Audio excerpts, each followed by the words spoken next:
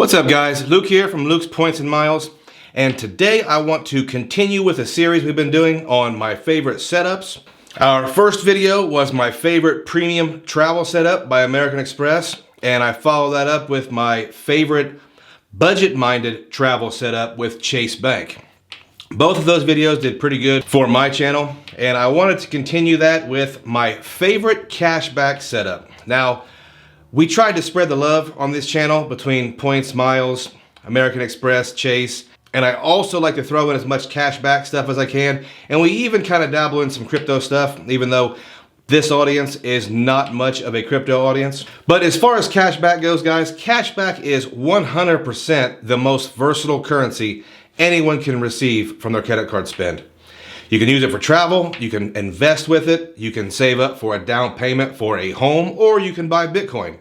There are tons of great cashback cards on the market, so I want to specify the criteria that these cards needed to make the list for my favorite cashback setup. Number one, these are no annual fee cards. I want to keep this simple. If we're not paying for fees, then we're not calculating estimated value or cents per point or break-even numbers with a bunch of calculus and other big math words. So we're going to keep it simple.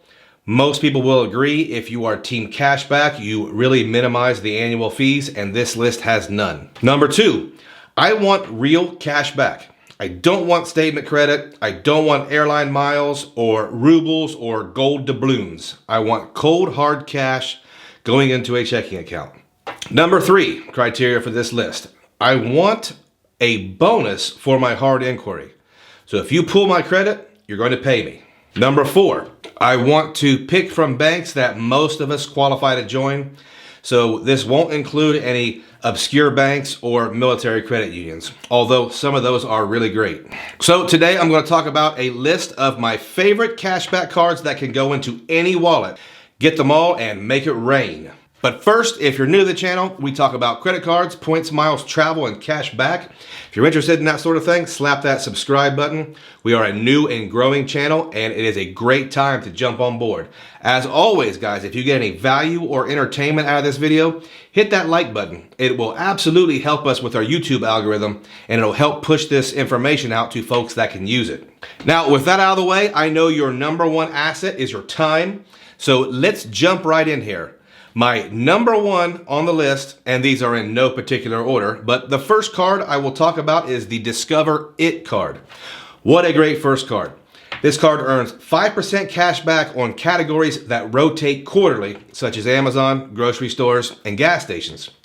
It does have a $1,500 a quarter cap. Right now, Discover It card holders are getting 5% cash back at gas stations and Target. Pretty good categories. I think everyone can use the Discover It card. Now this card has a different sort of bonus than most cards. For the Discover It bonus, at the end of your first year, Discover will match all your cash back times 2. So you'll earn double cash back your entire first year.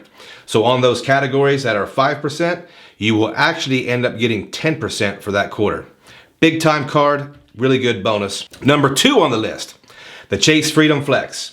One of the most beloved cards in the entire game. This card also earns 5% cash back on quarterly rotating categories with a $1,500 quarterly cap. Right now, card holders are earning 5% at Amazon and all streaming services. So you can start to see how these cards complement each other. If you were to have these two cards right now, you would be getting 5% cash back at gas stations, Target, streaming services, and Amazon. All on no annual fee cards. Now the Chase Freedom Flex also earns 5% cash back on travel purchases through the Chase Travel Portal and 3% cash back on dining and drugstores. Very good card. The Chase Freedom Flex also comes at the time of this recording with a $200 bonus. Number three, you know it was coming, the US Bank Cash Plus. Yes, this is one of my all-time favorite cards. The set it and forget it champ. The Cash Plus earns 5% cash back on 2 categories of your choosing every quarter, but with a $2,000 cap instead of the $1,500.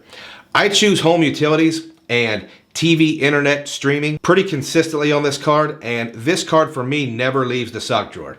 The card also at this time earns 5% cash back on prepaid air, hotel, and car rentals booked through the US Bank Travel Rewards Center.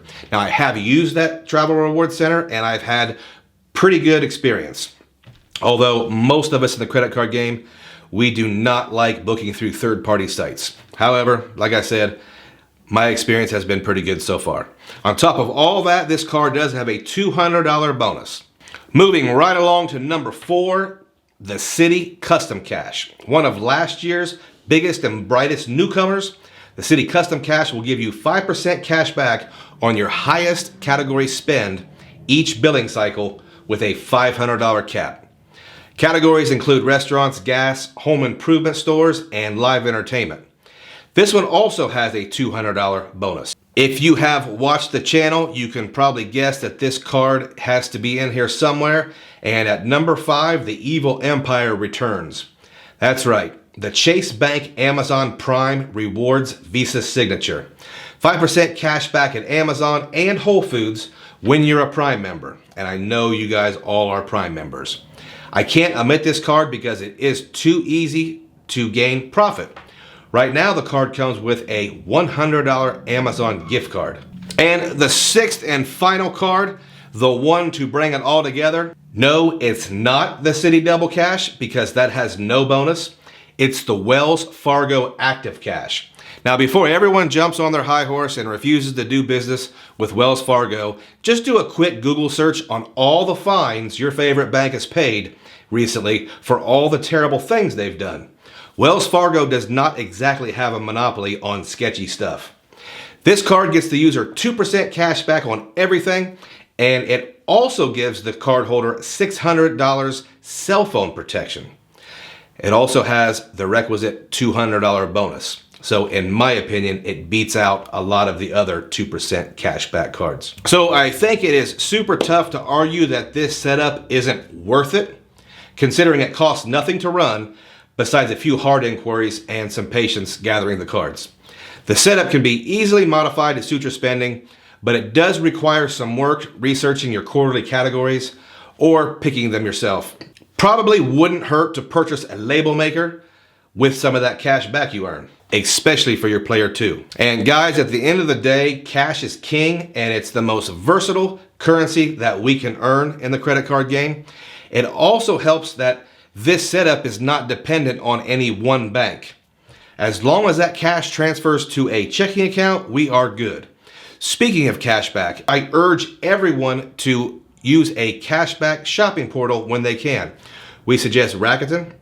Rakuten is a great cashback shopping portal, but the cool thing about Rakuten is you can opt to earn American Express membership rewards points in lieu of cashback if you collect MR points. In any case, if you use our link below, you can get $30 cash back on your first purchase. Now, some reasons why you might shift from the points and miles game to a cashback setup. Let's say you have been super responsible and you are doing your investing and you have an emergency fund, and then you are hit with a large auto repair bill or a medical bill and you want to replenish that emergency fund. Shifting over to a cashback setup temporarily is not a bad idea, especially if you have a surplus of points and miles. Also, you may come across a time period where there is some type of worldwide phenomenon that is stopping travel for a certain period of time.